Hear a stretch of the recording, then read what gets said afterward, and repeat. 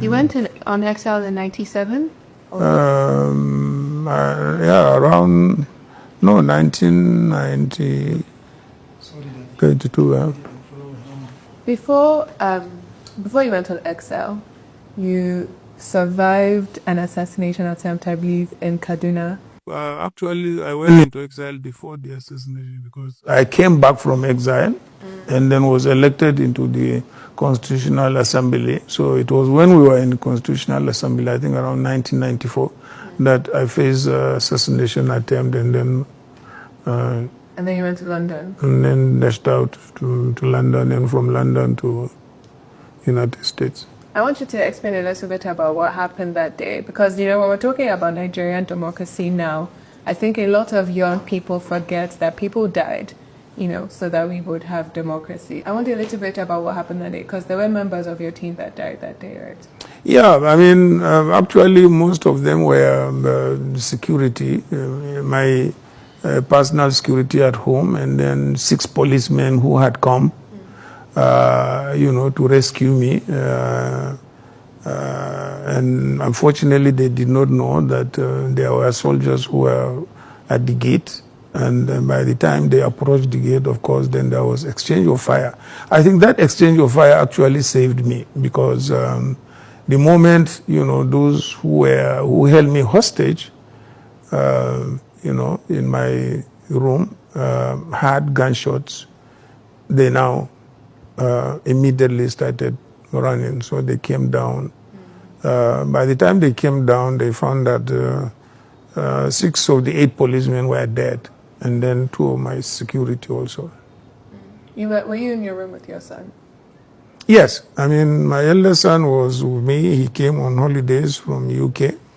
They got hold of him first, and, at gunpoint. And then when I now opened the window blind from upstairs, I saw that they are holding him.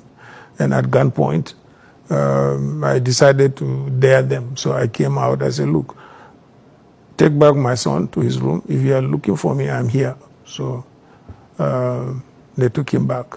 And then, of course, as I was coming down the staircase, and it was a glass door, so they saw me, and they cocked an open fire. But then, as a trained person also, I went down.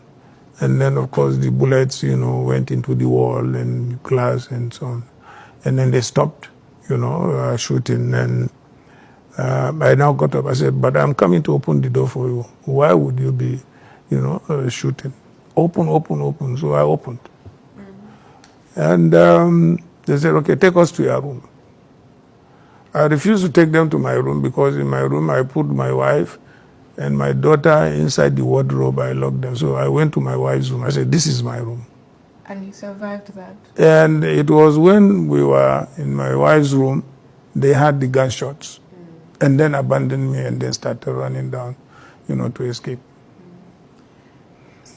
Later on, I was told it was a security operation. Really? Yeah, because the late Inspector General of Police and Kumasi confided in me because there was a security meeting and he reported that 6 of his policemen had been shot and died in Kaduna. And then a member of the security council said it was a security operation. So he said, if it was a security operation, am I not entitled to know as the Inspector General of Police? So that was... Something else that happened in Kaduna that I think is very important when it comes to the history of democracy in Nigeria, but also your life is, was it the Hamla Hotel on the 25th of March, 92, when Shehu Musa Yar'Adua held your hand and MK Abiola's hand in the lead up to the primaries for the SDP presidential elections. And I wanted to ask, because, you stepped down before the second round when Abiola and King were running against each other. Why did you step down? And there is the belief that you stepped down with the belief that you would be chosen as the vice presidential candidate, not Babagana Kingibe, who ended up being chosen. At that point when you were not chosen as VP, why did you still go along with with everything? No, I think there have been some misinterpretation or misrepresentation of what actually happened, even though I had in the past addressed, the circumstances surrounding that incident. And after the first ballot, I called the late Shehu Yaradua. He was in Kaduna because he was barred then from attending any political gathering. So I told him, I said, look, if you don't come to Jos, there is every likelihood that, Baba Gana Kingibe was going to be elected. And I know you didn't want it. So you better come to Jos, no matter how late.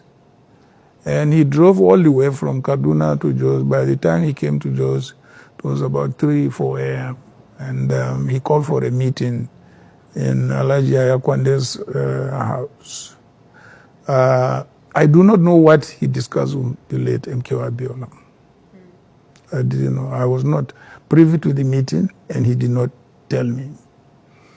But when we got to the meeting in Ambassador Kwande's house, all what he told me was that Turaki, I said, yes, sir. He said, step down for MK Abiola. I said, okay, sir. I've stepped down.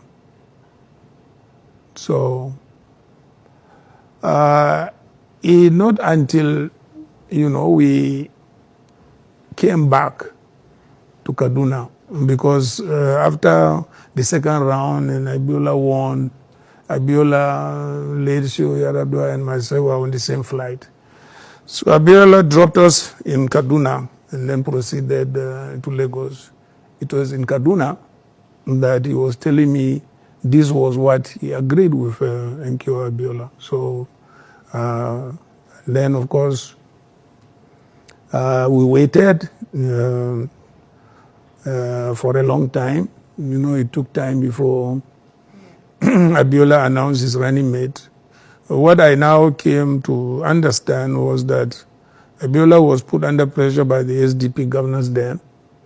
They threatened him and said, look, if you don't take Kingibe, we are not going to support you.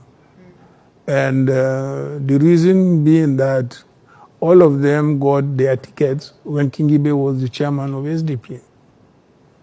So, and Abiola felt that it was a risk worth taking. So, and I think he decided to discard, the agreement he had with Lady Yaradua. And, of course, nominated Kingibe as running mate. I want you to maybe compare that a bit to the last elections, 2023, when you decided not to pick the current minister of the FCT, Nyesom Wike, as your running mate. And some people believe that might have cost you the election. Do you regret not choosing Wike as your running mate? No, not at all. Because, you see, in 2019, when I won the ticket in Port Harcourt, and I came back here and then went straight to Abeokuta to meet my boss, President Obasanjo, and told him, Mr. President, I have got the ticket. So he asked me, he said, okay, from where is your running mate going to come from? I said, of course, it's either southeast or southwest. He said, no, leave southwest. Because I was there for 8 years. Go to southeast. I said, okay, sir. Do you have anybody in mind? He said, yes. The first person he suggested was Ngozi Okonjo-Iweala. So I told him Ngozi was not a member of our party. I believe if I forward the name to the party, they will reject. I said, okay. He said, what about Soludo? I said, Soludo too was not a member of our party, so they will not accept. And I said, what about Peter Obi? I said, Peter Obi is a member of the party. He said, okay, take him. I said, okay, sir. So that was it. That was it. So I came back here in this very same building, very same room, and I summoned a meeting of the party leaders. Then I was added by Uche Secondus and others. including Wike himself, Tambuwal. I remember there were about 7 of them. I said, look, I have been to my boss, and this is what he said. Do you have any objection? You are leaders of the party and also leaders of the governance forum. They said, no, we don't have objection. I said, okay, go and announce. Now, I came under a lot of criticism after that. They said I did not consult with the party enough. So in 2023, I threw the whole thing to the party. I said, okay, set up a committee and recommend 3 people for me to pick as running mate. And they set up a committee, and they came with a recommendation, number 1, number 2, and number 3. So I picked number 1. Who are the other 2? Number 1, I'm guessing, was Okowa. Yes, and the other one was Wike. I think number 2, and number 3, I don't... No. Yeah. Udom. That's right. Mm. So you didn't pick Wike solely because he was the number 1? He wasn't. I want to ask, because some people will be interested that you asked Obasanjo's opinion on who you should pick as your vice presidential candidates, because you two historically are known to have not gotten along when he was the vice president and you were the vice president. Well, notwithstanding, he was my boss and still my boss. Yeah. So I owe him that, that respect and that loyalty, because I didn't ask to be vice president. He simply called me and I said, are you ready to be my vice president? I said, why not, sir? He said, okay. Okay. And now, let's focusing a bit on what's going on in Nigeria, with President Tinubu just recently declaring a state of emergency. Just earlier today, I believe, Obasanjo said that Nigeria's democracy is dying. Do you agree? Do you think the situation is very dire? It is very dire, no doubt about that. I feel disappointed. The next generation after me, many of them had been governors, had been senators. Instead of me to see an improvement in the level of governance at the state level and so on and so forth, I don't see it. So I feel a little bit distressed. Mm. But now you formed a coalition, and included in that coalition is Nasir El-Rufai and possibly Peter Obi. People are asking how successful that coalition can be going into 2027 if everyone heading the coalition wants to be president. So who do you think is going to head the coalition, and are you going to run for president again? We had a similar, what will I say, merger in 2014. I mean, excuse me. Sorry, sir. And there were about 4 of us, is it 2 or 3? We all ran for president, and one of us emerged, and we all supported the one who emerged, and he won. So you're going to run again? I don't know, because there has to be, first of all, a viable platform, and more than any other time in the political history of this country, particularly since the return of democracy, I have not seen Nigeria in dire need of, an experience and credible leadership than this time. Mm. I want to ask another question that I've been thinking about. When I was looking at the SDP primaries in '92, the person who came forth was a woman, Sarah Jubril. She got 950 votes. Since then, it seems there's been a decline of women, participation in leadership positions in Nigeria. Do you think that what I'm saying is like an accurate representation of the situation for women in politics in Nigeria? Yes, it is disheartening or disappointing. I don't know what to say, which word to use about the decline. I remember when we were in office, the president once called me and said, Mr. Vice President, in which states in the north can we get a woman governor? I think at that point in time I said, possibly in Taraba. and we tried, it didn't work. But eventually, I think I supported the late Mama Taraba, and she did very well. Actually, she won, and they just took it away from her. The courts, again, took it away from her. So, and I think the women need to be encouraged. There, it needs to be encouraged and need to be supported. Yeah. Yeah, the new president of Namibia is a woman, and her vice president is also a woman. Yes, I'm aware. Yeah, she recently spoke a bit in support of Senator Natasha Akpoti-Addo, who's a woman senator in Nigeria, who's currently going possibly a recall process, but she's currently been suspended from the Senate. And a lot of people view her suspension as meaning that the PDP is weak or opposition is weak. Do you believe that the PDP has been weakened? Yes, definitely. The PDP is weak because we have a compromised leadership in the party, and there is no doubt about that.